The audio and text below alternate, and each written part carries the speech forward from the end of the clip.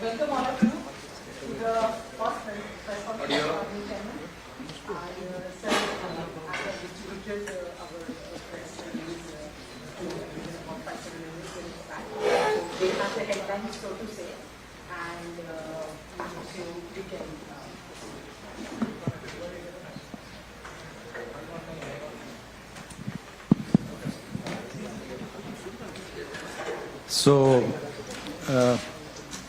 Good afternoon. I think it's the first meet we have.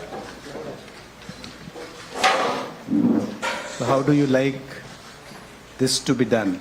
I explained some of these points and then you have questions? So broadly we had in this board meeting, I would say it was more on ease of business and ease of compliance. The first proposal was to increase in terms of the FPI regulations, liberalization in terms of increasing the threshold under size criteria in the additional disclosure framework. So you recall that FPI regulations were changed in 2019 where we had this press note 3 things was brought in as a size criteria of 25,000 crore, and subsequently on August 24, 2023, also there was also regulatory change on concentration criterion in relation to the MPS and SAST regulations. So therefore additional disclosure was required. And now, these things were fixed in 2022. The average trading volume in the cash market has increased 122%. So taking into consideration of that, the board has decided to revise based on public comments and recommendations of FPI Advisory Committee. So this size criteria is now being taken from 25,000 crore to 50,000 crore. But please note that the concentration criteria remains the same, that is 50%.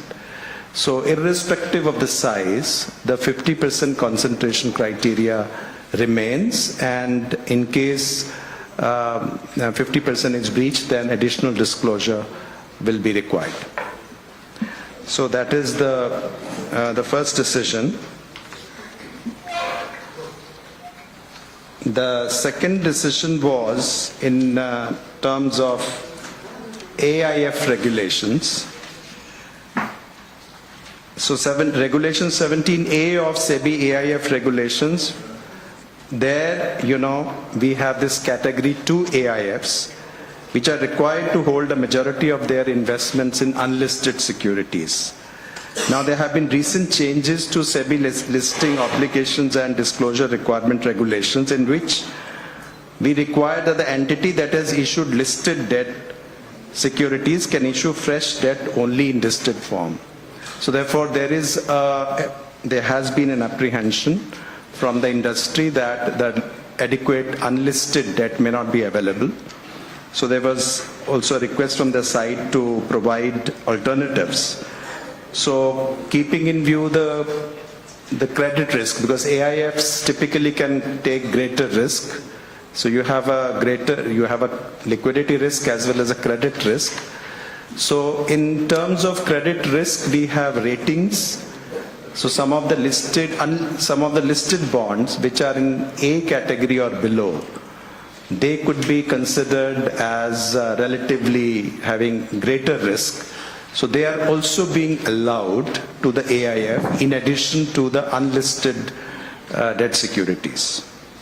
So that is a decision. I think it is also an ease of compliance and ease of business for the AIF industry, because even if they are holding some unlisted debt, there is an apprehension that they may also get listed subsequently. So therefore, they will be falling short of the 50% requirements of unlisted debt, which is currently obtaining in case of AIF regulation. So this has been done again in consultation with the concerned committee, AIPAC, by the SEBI. The third decision, again relating to ease of compliance, is in relation to advance fee to be charged by investment advisors and research analysts. So IA and RA regulations were earlier rationalized to address many concerns of the industry, and these have been welcomed. However, there have been concerns regarding some of the fee-related provisions, in particular the provisions which restricted collection of advance fee. And this was restricted to 2 quarters by the IARAs, to 6 months by IAs, and 1 quarter for the RAs, research analyst. So this has been now again considering the ARRIA and ARIA, taking into consideration their representations, and through this again the committee process, they said the board has decided to relax it, and now IAs and RAs may charge fees in advance up to a period of 1 year. Earlier, IAs and RAs were allowed to charge advance fee for a maximum period of 2 quarters and 1 quarter respectively. And please note that this is only for this fee restrictions, etc. What we are talking about is only in respect of individual and HUFs, not being accredited investors. The issue is that accredited investors and the institutional investors are very well in a position to negotiate fees and have contracts, longer term contracts as well. But it's the individual and HUFs that temporarily we are providing this protection of a fee and fee limits, and also mode of payment, as well as refund and other things. But this move to extend that to 1 year is also sensible in terms of longer term advice that they would then require, because we also want, SEBI also wants morely trying to have long-term equity exposure, long-term investments rather than short-term speculative activities. Another proposal in that light is also again ease of compliance thing. We had actually taken a board decision earlier on December 18, 2024, in which SEBI Merchant Bankers Regulations 1992, SEBI Debenture Trustee Regulations 1993, and SEBI Custodians Regulation 1996 were sought to be amended. And there was one issue which related to creating a separate legal entity in case we have, they are taking up some unregulated activity, which means an activity which is not regulated by either of the regulators, maybe any of the regulators, either SEBI or RBI or any other regulator. Then in that case, we needed to, we required them to hive off in next 2 years into a separate entity. Of course, we had given certain dispensation in terms of sharing of resources, etc.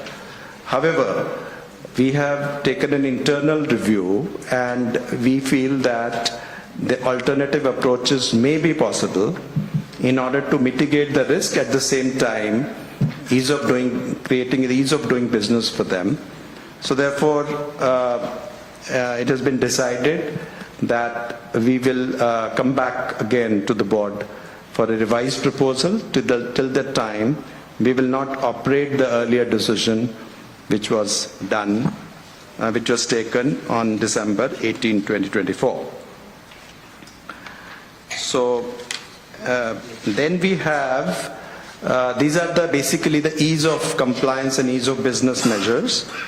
There is one measure relating to governance.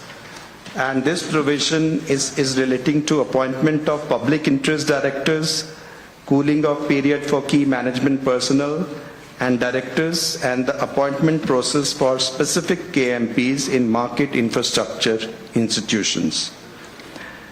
So, based on the feedback received from various stakeholders regarding appointment of PIDs on the governing board of MIs without the approval of the shareholders, the process for appointment of PID were reviewed. Similarly, this cooling off period issue was, reviewed. Governance of MIs, the various KMPs, their issues were reviewed. And after the review, the board has taken the following decisions. One, the existing process for appointment of PIDs, which requires prior approval of SEBI but does not mandate shareholder approval, shall continue.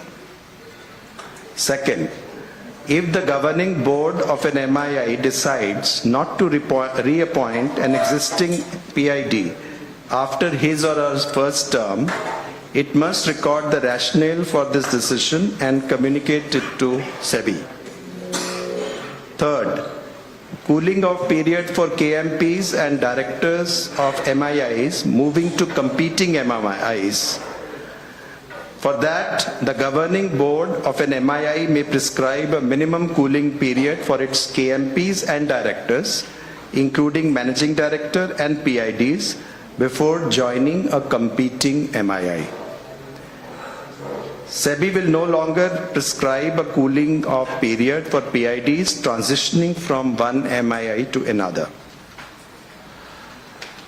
So far as the process for appointment of specific KMPs in MIIs, the appointment, reappointment or termination of specific KMPs, which includes compliance officer, chief risk officer, chief technology officer and chief information security officers, namely CEO, CRIO, CTO and CISO, by whatever designation called in vertical 1, which belongs to critical operations, and vertical 2, which belongs to regulatory, compliance, risk management and investor grievances side, shall require approval of the managing board of the MIIs, which was hitherto with the nomination and remuneration committee of the MII. So therefore, it's being upgraded that instead of only the NRC, it has to be through the governing board of the MIIs. And a process is also being prescribed through a selection process, which then MII has to appoint an independent selection committee, which will then report to NRC, and then the NRC makes recommendations to the governing board. So therefore, that process is getting strengthened for all these 4 category of officers. This was on the governance side. And now I think the issue on SEBI governance itself. So the day I had joined, I had mentioned that we'll come up with our plan, how we will handle the conflict of interest and other issues.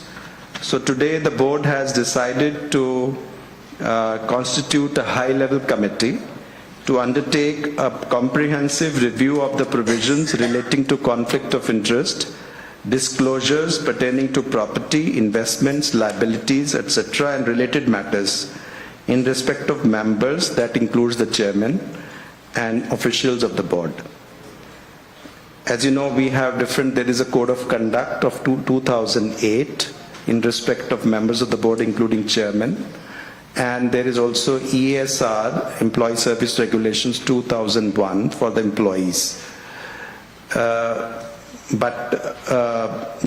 are issues relating to conflict of interest. There are also issues relating to disclosures, also property, investments, liabilities, how it is to be reported. So the high-level committee needs to be constituted away from SEBI, an independent committee, The SEBI will provide the secretariat help. Best practices will be studied. HLC will comprise of eminent persons and experts with relevant background and experience in constitutional, statutory, regulatory bodies, government, public sector, private sector, and academia. The names of HLC members will be announced in due course. The objective of the HLC is to comprehensively review and make recommendations for enhancing the existing framework for managing conflict of interest, disclosures, and related matters towards ensuring the high standards of transparency, accountability, and ethical conduct of members and officials of the board. The HLC is expected to submit its recommendations within 3 months from the date of constitution, which shall be placed before the board for consideration. Thank you. Thank you, sir. We will, just a humble request, we are meeting sir for the first time. I'm sure everyone wants to ask a lot of questions. A small request, let's start with one question each. And if you don't mind, we can also introduce ourselves. Thank you so much. Please, let's just go down the line. Thank you so much. Thank you, ma'am. Ankur Mishra from ET Now. Thank you, sir, for giving the opportunity. And since it's your first conference after you have taken over, so I would want to start with a broader question. You have mentioned about FPIs, ease of doing business, conflict of interest too came in this board meeting. What is your larger message to the stakeholders, if you can start with that? I think there is no larger message except that we have a very robust institution, and we'll carry it forward in terms of, the best outcomes that we can have. We have 3 mandates in SEBI. One is investor protection. Secondly, we have to develop the market. And third, we have to regulate it. Now, all these mandates is a very big task that we have. And I think with the team that we have, which I find very, very robust team, and which is another team, several teams which are outside with whom we work very intensively, we can always, create the best of the framework in order to meet our mandate.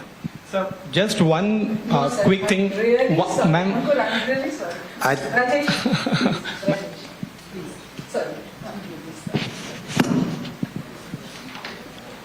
Sir, Rajesh from Money Control. Sir, my first question is, you said here that you have taken back this approval of this hiring of merchant bankers and other businesses. So what is the reason behind that? No, what we are saying is that if there is an alternative approaches exist in order to ease the business, we will explore that.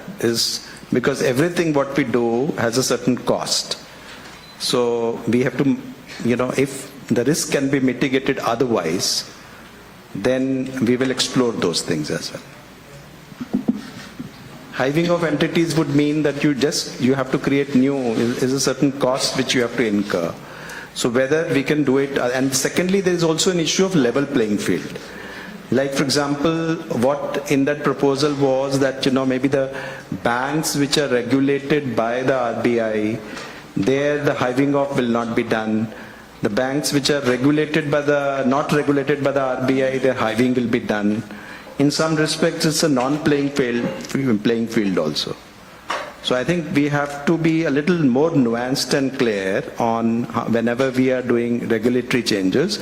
Going forward, our effort would be to have, we do have consultative mechanism, but we will also be more mindful of, whether we are unnecessarily creating a burden, extra burden on the industry, if we can achieve the same objective otherwise. Right? It's the way, so effective regulation and optimum regulation is our goal. Lata Venkatesh, CNBC TV 18. Thank you for the opportunity. Mr. Chairman, you have raised the threshold for disclosures from 25,000 crore to 50,000 crore. Can you give us an idea of how many entities and how much amount of funds therefore escape, disclosures? Also in this 50% which you have not changed, 50% exposure to one stock, can you give us the final data on how many entities did not disclose and therefore had to wind up, or how many of them, because of your rule, changed? They were given a cooling off period, so how many of them changed? What is the net amount of funds that had to close down or were affected?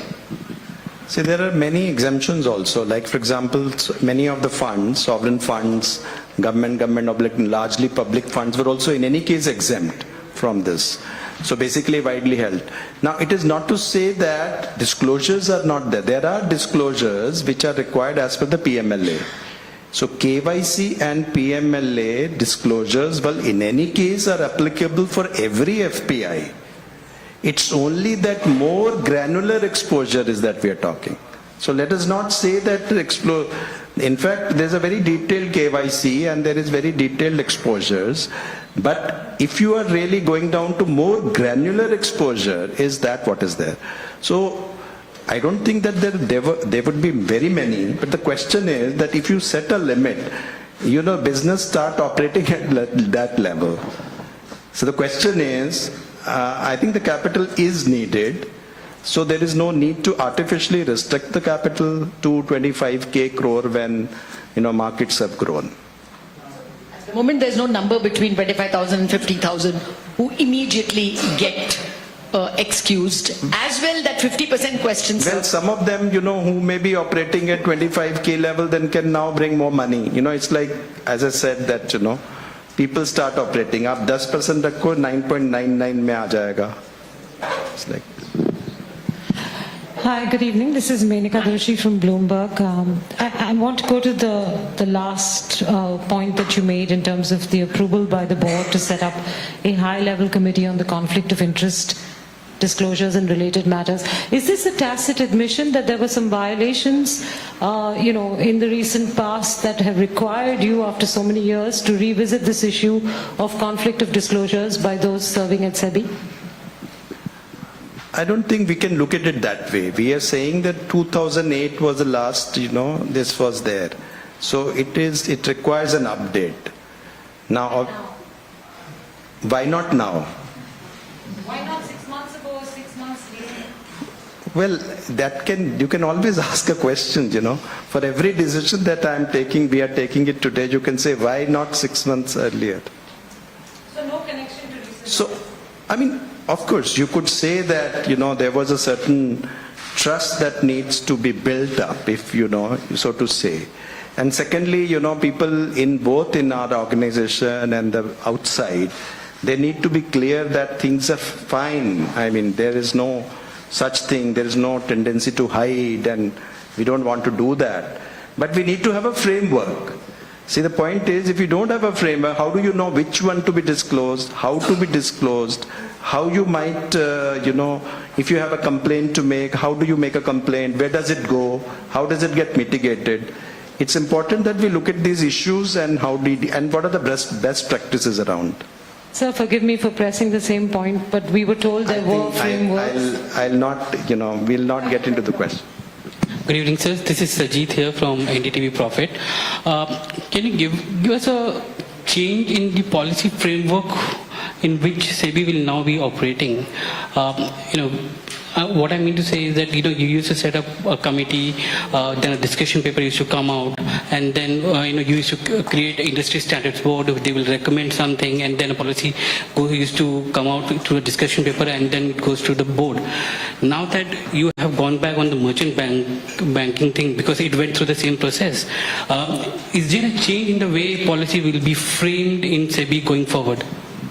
It will not be changed. In fact, it's a very robust process. SEBI has, I think, one of the best processes around when we have a consultation papers, we have public comments, we have a committee, and it has gone through all that thing. But it's a question of, again, taking a measured thing. When the committees are there, maybe a little bit of a more pressure of time sometimes, they can, because it's a question of also a time for deliberation. Now, if suppose something comes to this thing that whether there is a possibility of doing this, so why not do it? So in that case, before we really actually issue the regulation, it is better to take a little bit of more time and just refine it before it is issued. You're saying currently it's not the case? No, it is the case. As I said that, there is in particular cases, if we have these, that, certain decisions will requires a review, we may take a review. Hello, sir. Thank you so much for doing this. This is Yash Jain from CNBC TV 18. One clarification and one question. As far as the clarification is concerned, you've said SEBI will not be the authority to decide the cooling off period when it comes to transitioning of PIDs between exchanges. Is it fair to assume that if one exchange says there is no cooling off period at all that is required, you would be all right with that? The question is, when you're taken over also, you had spoken about how, along with domestic investors, FPIs are also very, very crucial for the Indian markets with respect to the capital that they bring in. One step has been taken with respect to, the disclosure norms being relaxed for them. What more are you looking at? Is it largely on the policy side? Is it on the taxation side, or something away from both these points that you're looking at to make Indian markets more, friendly for foreign portfolio investors also to find them attractive here? Thank you. I think you have asked two questions, two very different questions, but I'll take it. The first question relating to, this cooling off thing. Now, cooling off thing, what we found is that you don't have any cooling off requirements for MDs, for example, or the KMPs. But we have imposed a cooling off for PIDs. Now, public interest directors are very important people, and they are, as I said, SEBI's also eyes and ears, so to say, protecting, and therefore we are exempting the shareholder approval on that. Because I think some of these organizations, the shareholders could be, presumably, suppose they may also move from a business motive. But here the PIDs have no such, because they are not even approved by the shareholders. So we should not make it difficult for the PIDs to move, because PIDs also are not necessarily in a very big supply. So right now, we have no, sort of restriction sometimes for the other ones, MD, KMPs, but restriction only for PIDs. We just wanted to make it uniform.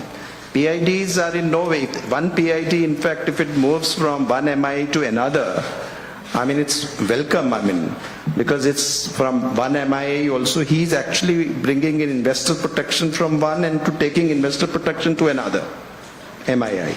So to that extent, I think nothing will be lost, really. On the question? Yeah, on FPIs, as I said, that FPIs have to really decide where they want to go for what return. And I think things change and they can decide. What we will say is that we are providing, the kind of regulations, etc., which will really facilitate. We are in no way wanting to, scare anybody away or things like that. And we are willing to engage as much as we are willing to engage with all domestic capital as well. So, engaging with people with capital and making markets, strong, that is also, one of the goals SEBI has. Hi sir, this is Yatin Mota from CNBC Awaz. Sir, speculation के matter पे पूछना चाहूँगा. When you talk about speculation in the derivative markets, exchanges have been recently changing days of expiry to probably compete with each other. There is one of the exchanges which has recently got capitalized, looking to again come with the future and option framework. So on the matter of speculation, what is the regulatory stance? Would these frequent changes in day of expiry taken into cognizance by the regulator? And in the matter of the cash segment, Bhatia sir has done a commendable job to shell companies, wherein we have seen orders from the regulator, wherein market capitalizations were manipulated, wherein sales were zero, promote holding was zero. And there is still a lot of these shell companies in the marketplace. So, in the matter of investigation, is SEBI looking at further, clamping down on such, shell companies, because enforcement agencies have taken this order, had a raid on certain premises in Ahmedabad. So both on the derivative side and the capital market side, how are you really looking at the speculation part, which has been increasing day by day? Well, I'll just reply this thing briefly, and will ask my colleagues also to supplement. First of all, futures market F&O is important for us. It's important for any market because, so it's not something which it's required for hedging, it's required for market making, for price discovery. What we have really been saying is that when we had a problem with index options on expiry day. I think that was a huge problem because it was coming on a single day and with this thing. And then we also had this issue of, how do we really measure our exposure, where I think certain nuanced position is required. So a certain steps were taken for a while, and then we have also put out a paper, and on which we have received some 800 suggestions, and we are fully engaged with the various things. And incidentally, there is a detailed discussion with market participants and the relevant people in SEBI while drafting that paper as well. So I would like to ask Mr. Anant Narayan to further elaborate on that. So I think you've covered it well, sir. Just to reiterate, derivatives are important. Speculation is important for market depth, for price discovery, for hedging, etc. The actions that we took in October last year were specifically directed, as sir said, to tackle the issue of over-trading in index options on expiry day. And that remains the objective for SEBI. Now, in respect of this point about expiry days across exchanges, etc., without going into too much details, I'll just reiterate the objective of SEBI. What we said is we will allow each exchange to have one expiry, a weekly expiry, right? And right now we have 2 days of the week, which we think is comfortable. That is a regulatory intent. Second regulatory intent is derivatives are important, they're extremely important, but they exist for a purpose, for supporting capital formation. So without having a robust cash market, having a derivative markets does not make sense. So that's again a very clear regulatory intent. Now, in terms of what are we doing with the ongoing issues, we will take it up with the relevant parties and do what is required in a consultative manner, in a manner which makes sense to everybody. On the issue of corporate frauds, and particularly where false information is provided, obviously we will really won't hesitate to take stringent action. And the action has been taken and will be taken, and we will also systemically improve. I think we are finding out methods to systemically improve that such false disclosures are discovered very, very early. Of course, as you are aware that on materiality of information, we had earlier given a detailed thing so that we exactly know what to really report and when to report and how much. I think certain clarity was required, and our previous circular provided that clarification. But an important point is that false disclosures are made, and if there is a tendency to pump and dump, and we would really like to come with a heavy hand.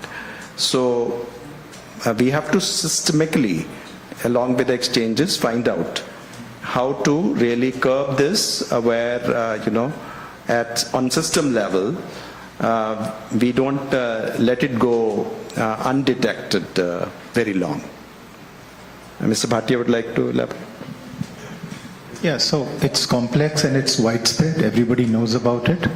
SEBI has taken out press releases in the matter. We also try to educate the investors through the orders. Now, the pattern is also the same, right? You make disclosures, you make rights issues, you make preferential issues, you split shares. You pump it and dump it. So in the past, what was happening is that we caught companies when the dumping had been done. Now, fortunately, the last 3 orders that have come, cumulatively we have saved, I think, about 22,000 crores. And we were able to catch companies at the pump phase. The good part is that today you can't escape because there's a digital footprint, there's a bank account.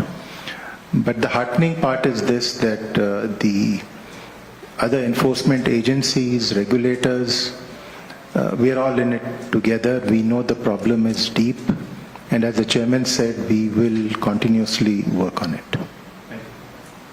Good evening, sir. This is Kabir from Informis Media. My question is that as per the current norms, if a board member recuses themselves from any particular investigation, that information is not made public.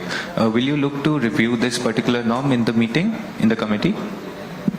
This is very much a part of that terms of reference for that committee. Right. How would the recusals be made public? Right, sir. And what amount, at what stage, and so on. So, because you need to have a framework. See, how do we really make public where? Because it's not only true only with the members, but also for the officers.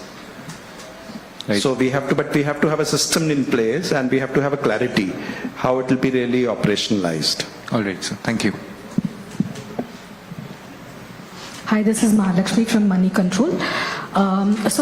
We understand that the Futures Industry Association has submitted a proposal to SEBI to enhance the net limit for futures to about 7,500 crores. And right now I think it's about 500 crores for futures and 500 crores for options. That is gross. Are you inclined to increase the limit, and what is the real concern? I think, shall we just, because I think, as I said, there is a position paper out and the people have given different demands and all that. You know, there are different versions to it. Some people would like that, that to be raised. Some people also would write that not to raise it. So I think that it's still under process and under examination. So we would not like to comment on that at this stage. Very broadly, Mahalakshmi, just to add to what Sir said, I think out of the 850 odd responses that we've got, by and large, the feedback that we've got is very positive and appreciative of the proposed move to a delta or a future equivalent metric.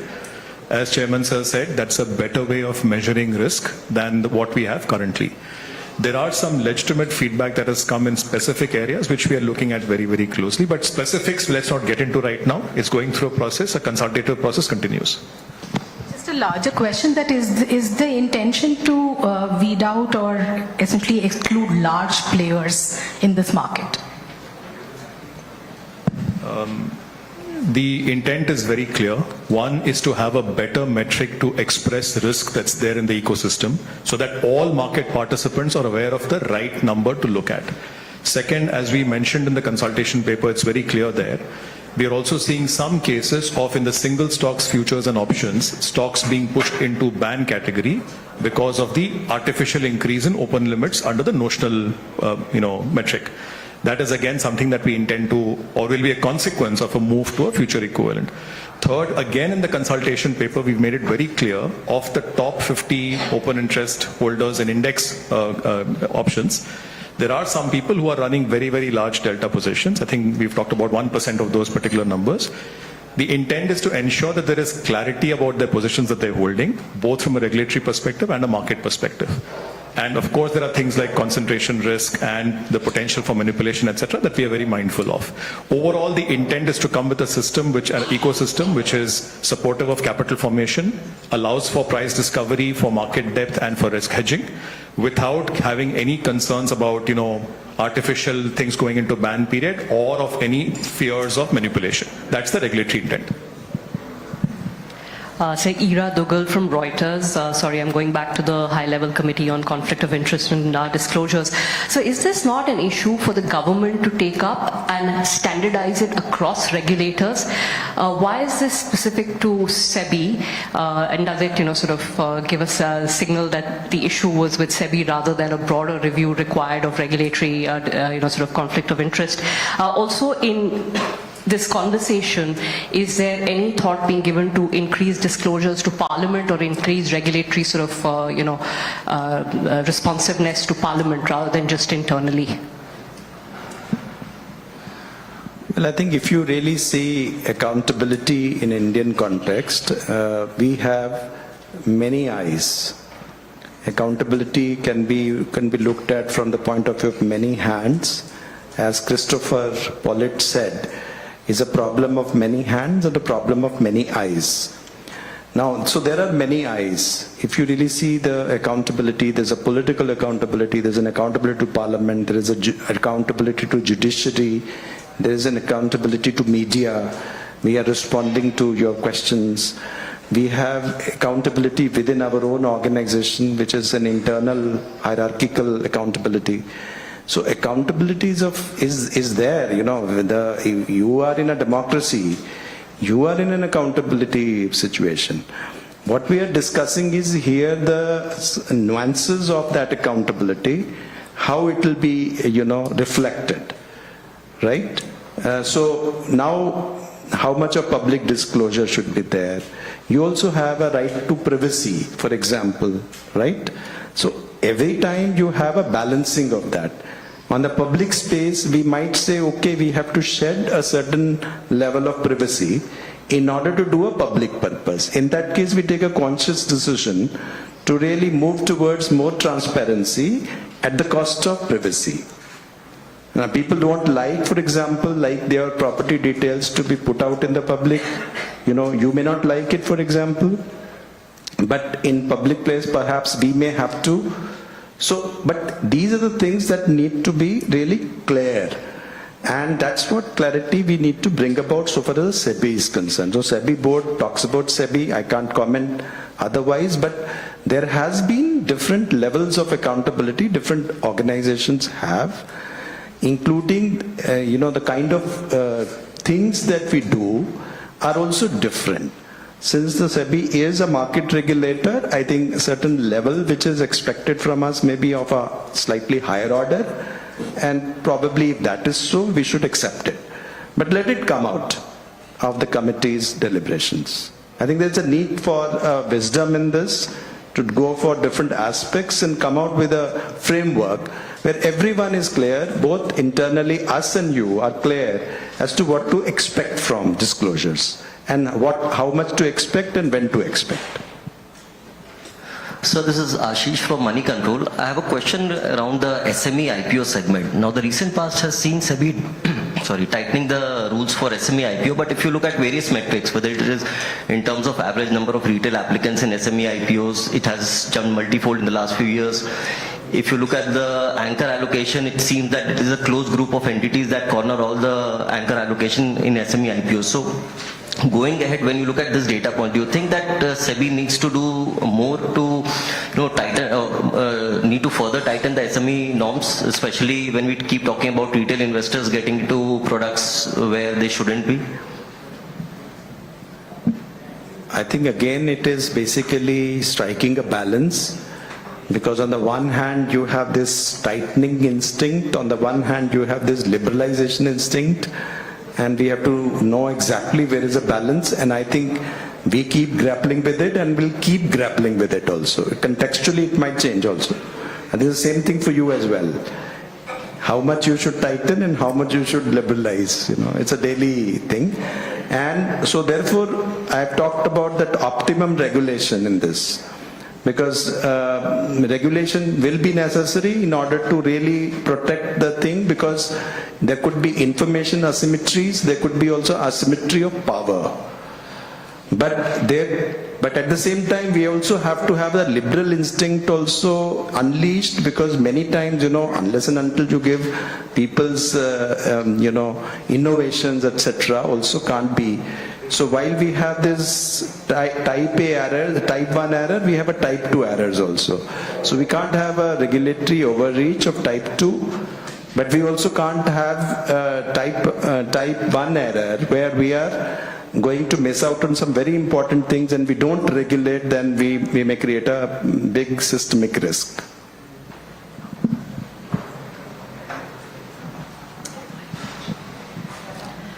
Hi, I'm Nasreen from Forbes India.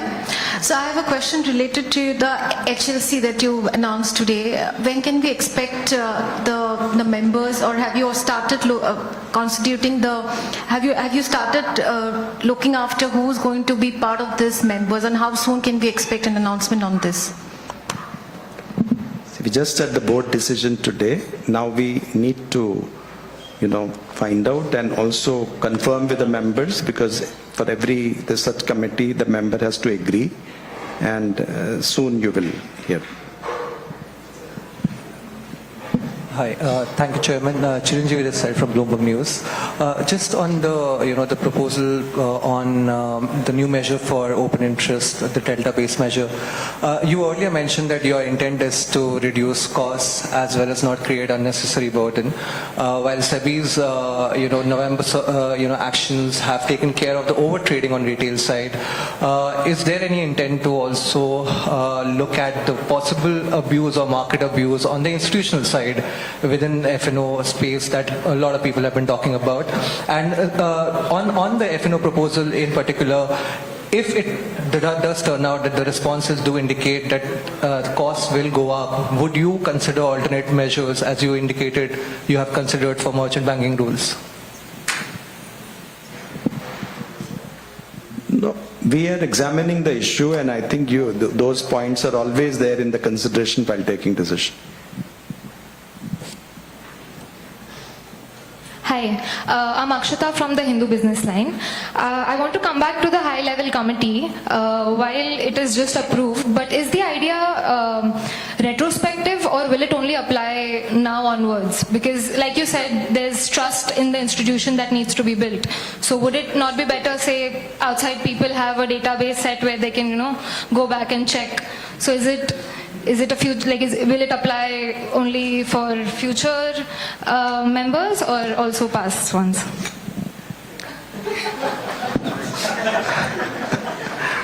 I thought, how can we retrospectively change the behavior?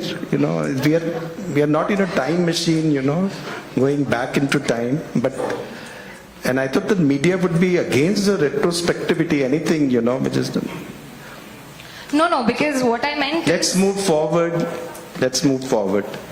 Okay, so not retrospectively. Hello, Ananya from Financial Express. Wanted to ask, so in the past 3 years of the bull market, the regulator has to take various steps to curb greed in terms of F&O regulations and everything. So now with the recent volatility, do the challenges change? I think the markets will keep going up and down. There will be market cycles, the events which we cannot control, the global as well as domestic. So therefore, that is a fundamental thing in the market. As a market regulator, we need to see the markets function with integrity, and they clear out, and the investors' money is there. But there's certain inherent risk in the market which we cannot, backstop. So that's my answer. So therefore, I think markets have gone, market cycles are there and market risks are there.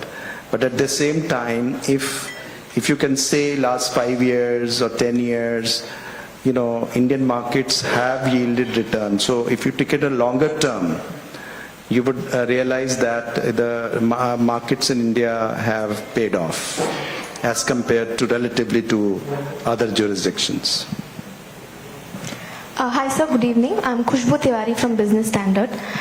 Most of the questions have already been discussed, but you also shed light on trust and transparency part. But two other T's that you mentioned were teamwork and technology. Anything else that is on your mind, and anything else that is on top of your mind while you took this chair that you look forward to during your tenure? And anything specifically on the teamwork and the technology part?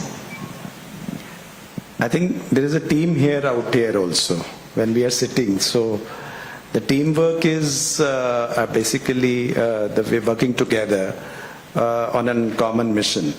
And you bring different perspectives, and that's how it works internally in an organization across the different divisions and silos, and how do we, bring coherence, and also across with others.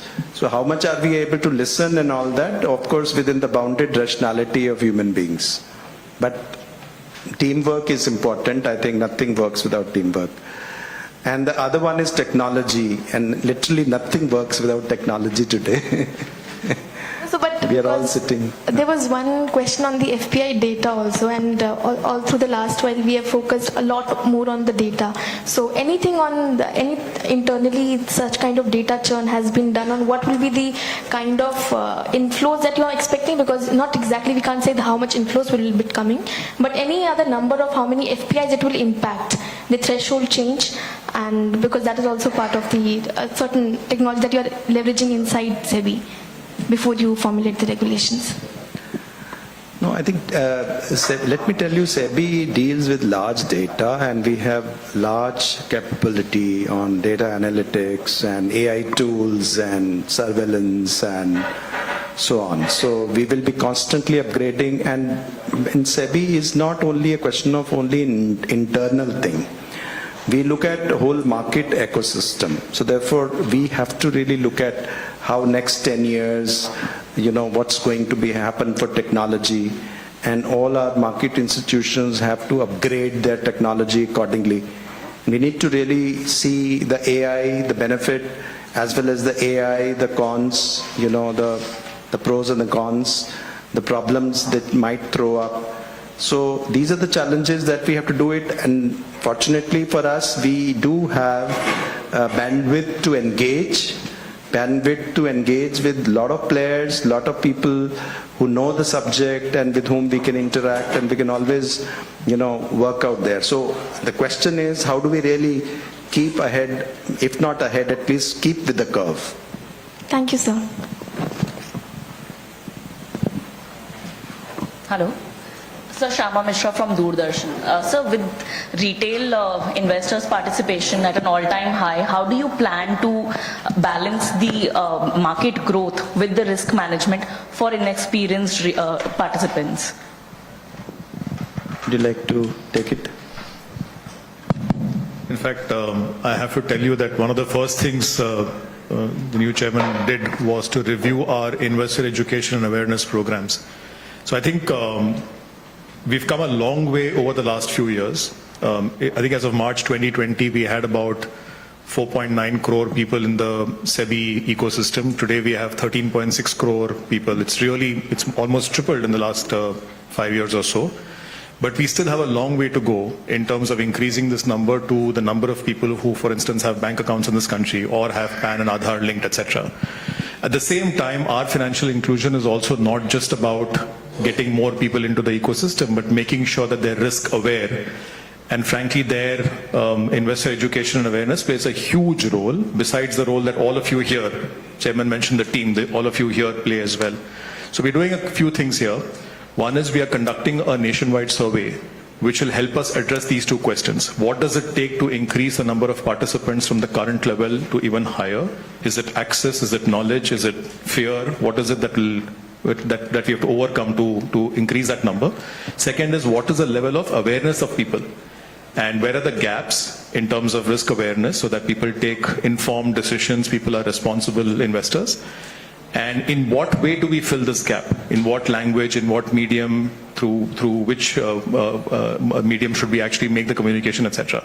So that survey should come out in the third quarter of this year. In the meantime, what the chairman has also suggested is that across the market infrastructure institutions and AMFI and SEBI, we will have a coordinated outreach. We are already doing a good job in terms of investor education. We will take it to the next level so that this point about things like cyber frauds, things like, the need to be aware of scams, etc., and awareness of asset allocation, risk management, etc., all of those communication can go in a meaningful way across the country. Majid, would you like to add? Just to add some example from the mutual fund industry where you have a lot of retail participation. So, see, my belief is growth, development and risk management go hand in hand, and we do it on a daily basis.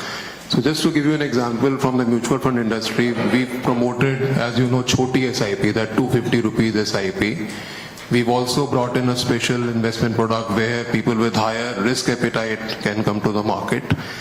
But at the same time, if you see on the risk management side, we've also asked AMCs to have institutional mechanism at their level. Any kind of front running, any kind of misconduct by their employees should be detected by them at their spot itself. Another example, if I can give you, we also brought in the disclosure of stress testing results. That was 6 months, more than 6 months ago, last year actually. So there, when we saw some kind of higher risk perception in the small and medium segment, so we said that the AMCs should do a stress test and disclose the results of the stress test for the benefit of investors. So in a nutshell, both activities go hand in hand. Kamlesh, would you like to say about what you are doing with MII, your market intermediaries, this thing in retail protection? So basically, so far as market intermediaries are concerned, IA and RAs have been, market intermediaries who play a very important role in the ecosystem. And if you have seen the steps that SEBI has taken in past few years, apart from reforming the IA and RA regulations so that more IA and RAs register with SEBI and are available for proper advice to the investors, and then we have also taken steps that how to protect investors from unregistered space. So we have been coordinating with the social media platforms where we take down wrong contents from them, and we are working with those platforms to even develop it further, like forming APIs with them. You must have seen the press release last week that any intermediaries who is coming out with some kind of advertisement, so through API they can verify with us that whether they are registered with us or not. So more steps are being contemplated. That association amendment that was brought in June last year also was that so that the revenue of these unregistered intermediaries dry up. So basically, if you see, all these actions have been taken so that more and more IAs and RAs are available and our investors are not misguided by unregistered IAs and RAs. There are other measures which are work in process, how do we ensure that money that goes from the pocket of investors go to the right person, because right now a lot of frauds are happening. So we did come out with that platform where payment to IA and RA can be made, but we made that optional because it was felt at that time that it will involve extra cost. So that is still optional, but there are other things which are under development to ensure that these payment frauds are protected. So hi, this is Reena Zekraya from the Economic Times. I would like to know, I recently saw these reports on the settlement mechanism being reviewed by SEBI. So what exactly in the settlement mechanism is being reviewed by SEBI? What are the issues in the current mechanism? Thank you. Well, as you know, we have a settlement regulations. Under that, the things can be settled. The settlement applications can be made, and the settlement schemes are also possible if you are working out for a class of people in order to do that. So basically, in the settlement system, the people pay off, the things, and the matter is closed, and you don't adjudicate and you do not litigate further. But more on this will be, Kamlesh. Thank you, sir. So settlement scheme is something, I think it has been said by courts also in various decisions that for economic offenses like what we regulate, it's always good to have settlement so that courts can pay attention to much, more important cases. If we can settle economic cases here with us only, it is good for the entire ecosystem. And what unique thing in SEBI settlement is that we often end up with getting more money in settlement than what we would have got if that case had been finally adjudicated in completely SEBI's favor. So that is one good thing. So it is not that if cases are being settled, it is kind of condoning any offenses, right? So that is one thing. And settlement has been working very well in SEBI. which is reflected from the fact that number of applications are increasing every year. 5 years back, we used to have 10% of our enforcement order coming for settlement. Today, we have 45% coming for settlement. And we saw this. So last year, the inflow was 40 cases per month. So we decided that we should dispose of 40 cases per month. But we dispose of 45 cases per month this year. But the inflow has increased to 60 cases. Now, when these kind of inflows are happening, we feel that it is important that when we form multiple teams, those multiple teams look at all cases uniformly. And therefore, SOP is work in progress from that perspective.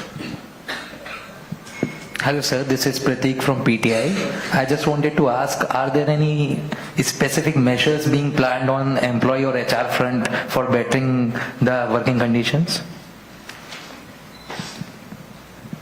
I think we are fine.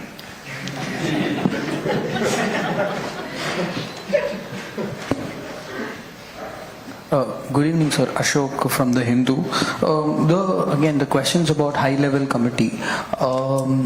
So once the committee submits the recommendations, so will you have a separate committee or a group to continue supervising conflict of interest, or will it still have to go through the board? No, I think in the terms of reference, we will have this. What will be the mechanism? So the mechanism will be also probably worked out. So that going forward, how it will be there, including, for example, we have to keep it digitally somewhere, how it will be recorded. So I think there are some of the issues, technical, non-technical, which have all been part of the mandate of the committee. And then it will go for the consideration of the board and due decisions will be taken.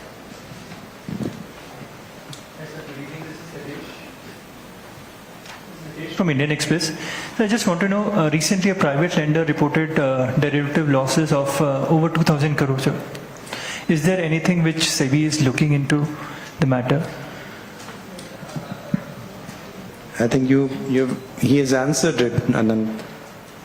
Specific cases we don't deal here, we don't discuss.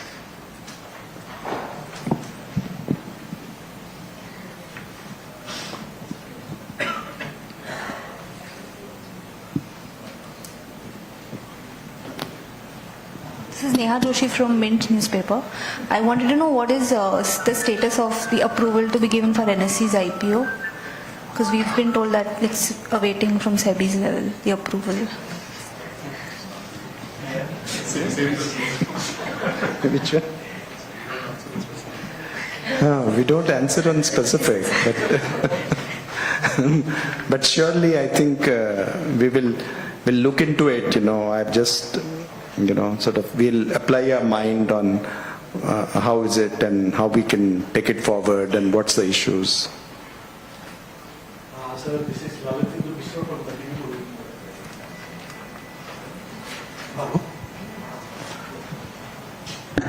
So this is Lalatendu from the Hindu. Since no specific question can be asked, what would be your advice for retail investors now that the market has become very volatile and more volatility is expected once the trade war plays out? Thank you, sir. Market is not really so volatile. If you really see, India VIX is actually less than 14. And it was, prior to September, if you see the India VIX, it was 14. So it's less than 14. So the only thing is, what is the time frame that you have this thing? Market correction was there, and I think in between, you have seen last few days, the market has started correcting the other way. So those are the market movements. VIX is, of course, normally in the kind of turmoil that we are facing in the world today, you could have anticipated a far more VIX than currently obtaining. So I'm a bit surprised that it is not so much. So just in, good evening sir, Ekta from Z Business.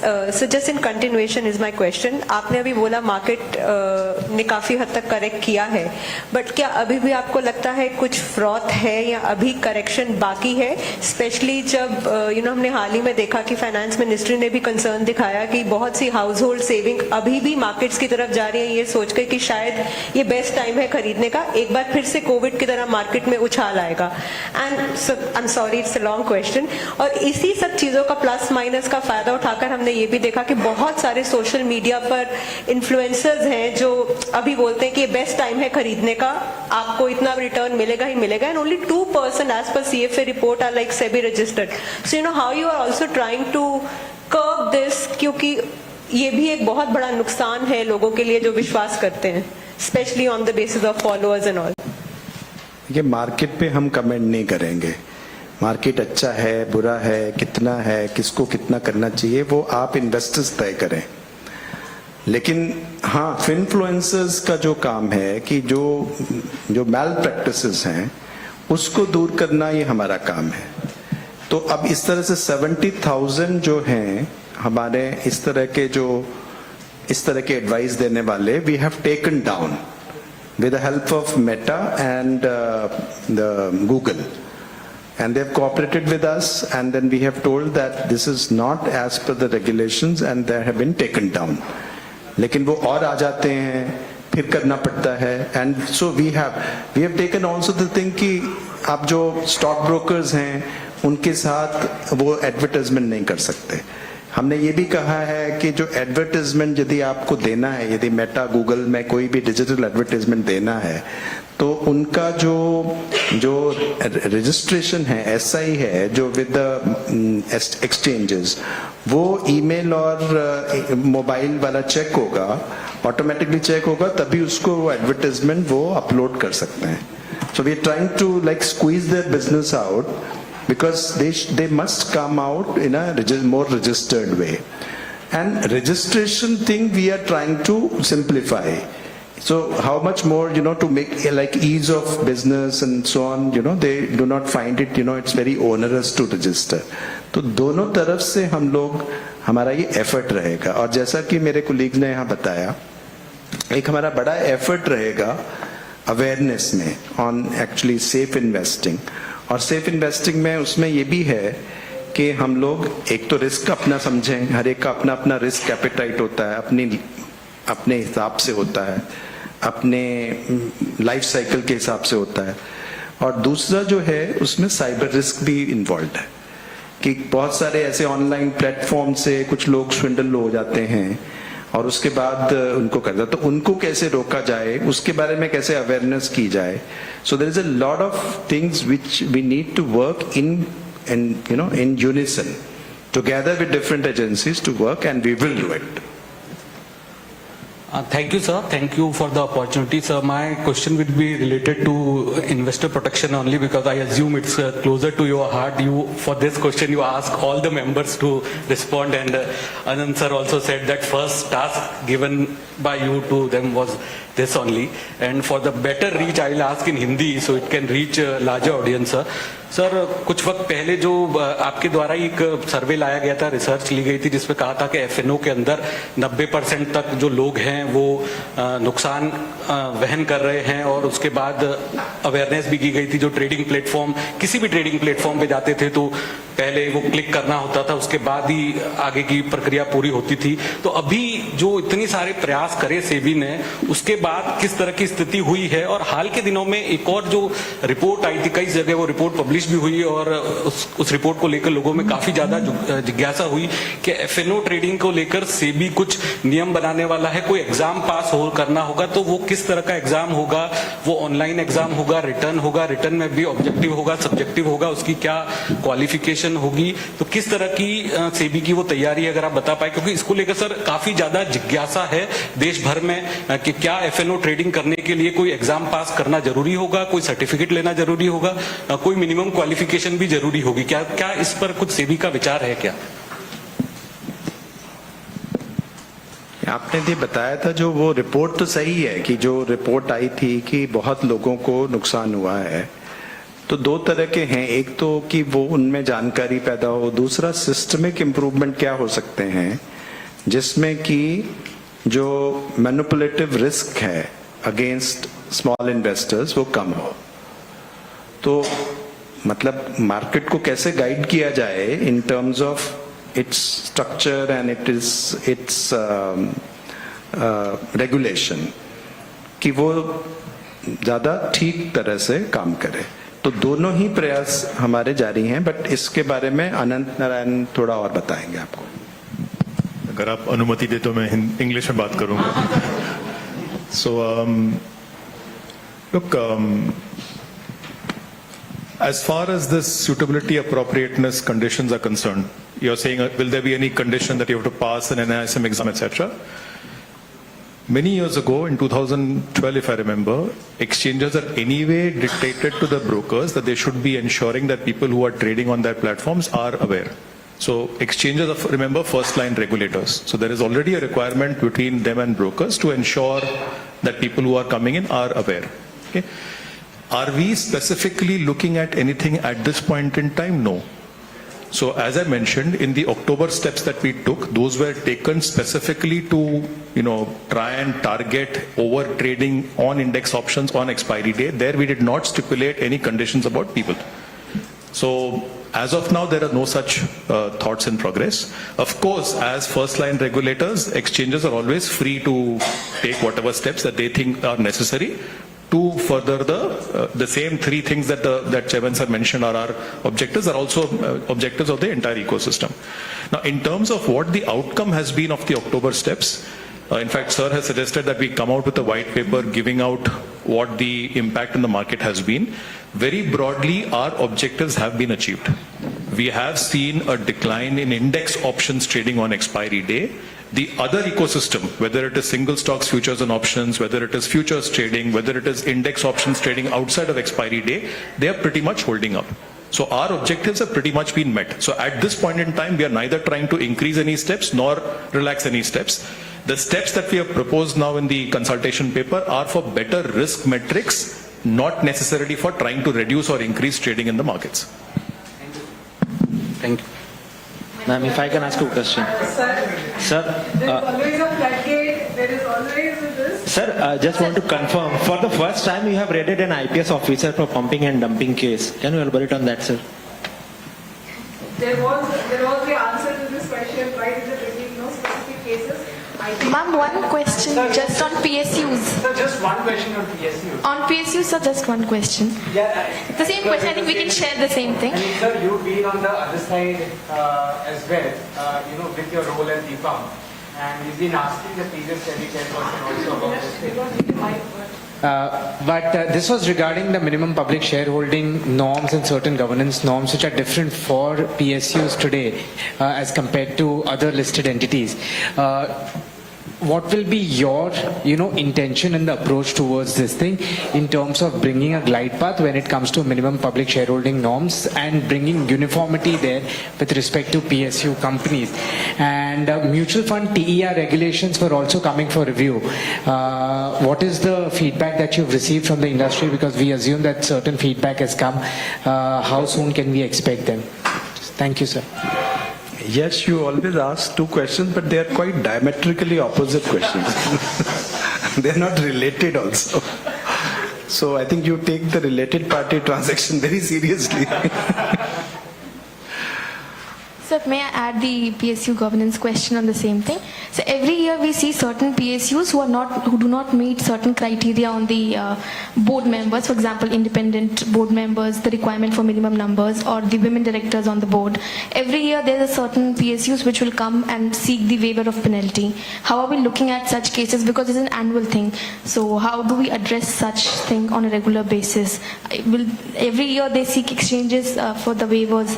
And if will SEBI look at anything, how can it be dealt with? No, I think we will continue to impress upon the government to, and to the relevant department of the government and through them to the PSUs to really abide by the norms and have the relevant independent directors. I hope that things will improve.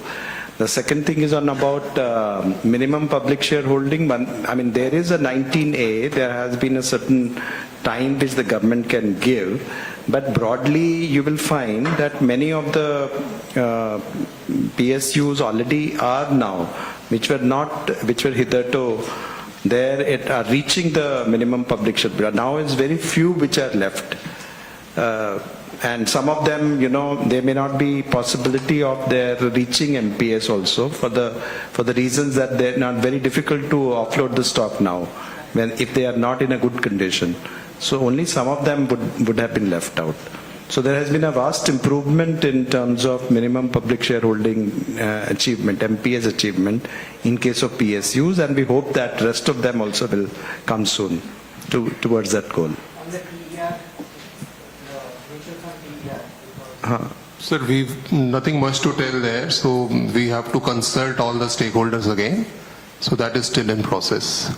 So just one more thing, because you have taken down 70,000 posts from social media platforms and they have been very helpful and have worked with SEBI on this. But has there been any concerns raised on from the MIIT side, or because there were certain reports that the SEBI is seeking more powers from MIIT on such to take certain action on such either miscreants on social media or such platforms or handles which are creating such ruckus in the market or through misleading information. So has there been any discussion with MIIT on how for the long term can this be dealt with and not just by removing posts, or how on the long term monitoring this? No, it's working out fine. We're working with MIIT also and otherwise in the platform as well. So I think we have, wherever the SEBI has the powers to do it, we'll exercise that powers to take it down. So I have a very brief question to ask. If Anand could help provide a number in terms of the number of FPIs. Sorry to stress the same point, but it would help us as reporters if we actually got the data. Because of this change in threshold limit from 25,000 to 50,000 crores, how many fewer FPIs? If you can give us a number, saying earlier so many fell under the beneficial ownership regulation and now the reduction number is this much, that would be very helpful. Can I answer that, sir? Minka, as Chairman also mentioned when he made his initial remarks, the starting point for us to change this from 25,000 crores to 50,000 crores was not to see how many FPIs we can help in the process. The starting point is the market depth has increased dramatically from 58,000 crores to 118,000 crores. Our entire point about requiring certain large FPI to disclose more was to see if there is a potential to disrupt markets, which is a function of what is the depth in the market. Now that the market depth has more than doubled, we have simply increased that limits. We did not see any situation of anybody having trouble with, giving compliance or adhering to the regulations. It was not trying to fit in anybody. Now, how many were there? Frankly, a lot of the large FPIs which are there right now anyway fall, as Sir mentioned, in the sovereign wealth fund category or in the government-owned entities or in the nature of public retail funds, etc. There are funds which have given us full details as well. Okay, now exact numbers I don't have offhand. But the reality is this was never a consideration for us in coming out with this policy. But yes, as a byproduct, do we see the possibility that somebody who's hovering, as Sir mentioned, at 24,000 crores thinking of going higher? Possible. Sir, since SEBI is of the view that if the market depth has increased, would you review once again, because chairperson, there is a new chairperson, the ASM, GSM regulations, which have been limiting certain, companies, because what happens is it works like a fish net. Fishes will get trapped, but the water will flow out. So, when it comes to ASM, GSM and all of these various, parameters that you have put on stock price movement, there is a feedback from the, broker members and investors per se that genuine companies are being, impacted. There is no fair price discovery because of these regulations. Earlier, the GSM, ASM regulation applied to companies with less than 500 crore market cap, which was increased to 1,000 crores. So is there a review also that you are planning to do, say non-SME companies, probably you keep the threshold for SME companies and change it for the rest of the market? think without specifically hinting at that, in general, I can say that we will be really open to review our regulations for make it simpler also wherever we can, and because I think that should be our effort. As I said, that if you want to have an effective yet optimum regulation, there are certain things that we need to review and not necessary, we have to strike it down. So therefore, this is a process where we will possibly accelerate. Or probably, there could be some conditions like, if the promoter holding is lower than, say, 25%, or say there is... No, we don't want to get into that. Whatever could be the thing, but the point is that, point is well taken. I'm not really responding to that specific thing. However, there is always, when we are open to review. In fact, many of our proposals, if you would see, all our proposals today, most of them were, exactly towards that direction. Is that, do we do that? So we don't need to have, we need to constantly update ourselves in terms of also numbers and limits and so on. And that will be, I think, our effort in SEBI. Sir, just a clarity on the HLC. While you've set out the scope, we are just last thing, sir, while the scope has been set out, what the HLC will do, once the recommendations are in place, who will be monitoring them on a regular basis? Will it internally SEBI Secretariat which will be doing, or there will be independent committee which will be monitoring all these disclosures from time to time?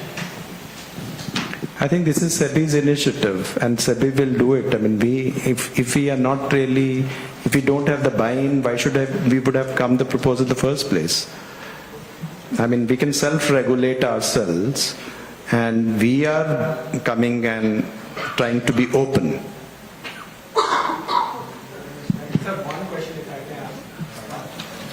Mind you, we do have our conflict of interest rules, so it's not that there are certain rules and regulations within SEBI already, and in fact regulations are there. Specifically 7 is there and others are there where recusals are done.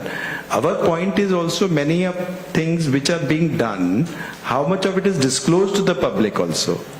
Because you may not know whether recusal was done. So whether it is required to be recusal has to be done here and recorded so that you can check it whether it was done, or what needs to be communicated as a practice.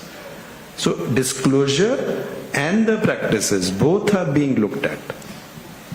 So one question if I may ask, regarding FNO, one of the concerns for which RBI also flagged up earlier, that they reported to SEBI that some of the funds or the money might be moving out of deposits. Now there was no official data which was backed even by Reserve Bank of India. They only said that they have passed on the information to you. I want to understand that is there any study being conducted, or is there any further communication which may happen with Reserve Bank of India also? See, I think this is like micromanaging behavior of households, how they want, and investors.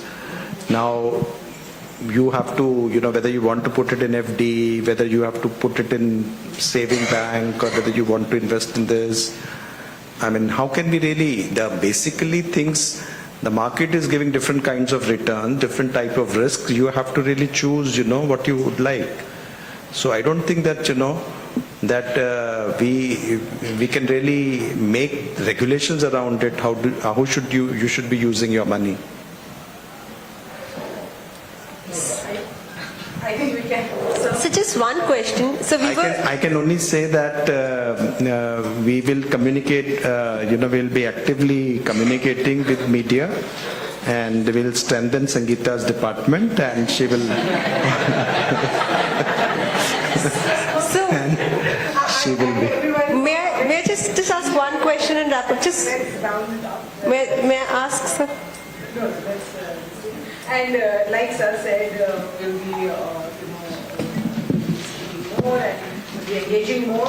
And there is always the press ID on which you can send the questions. That's always there. So thank you so much, sir.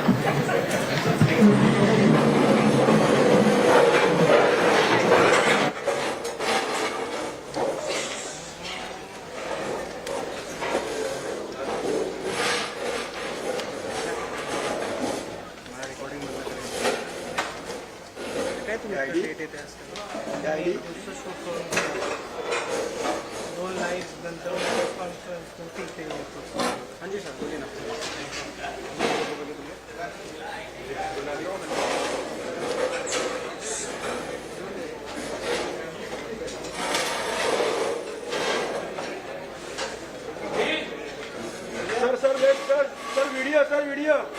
Sir video आराम से काय नाश्ता आला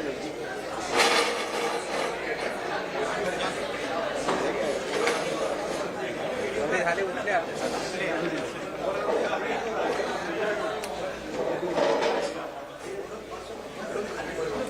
बस एवढंच idea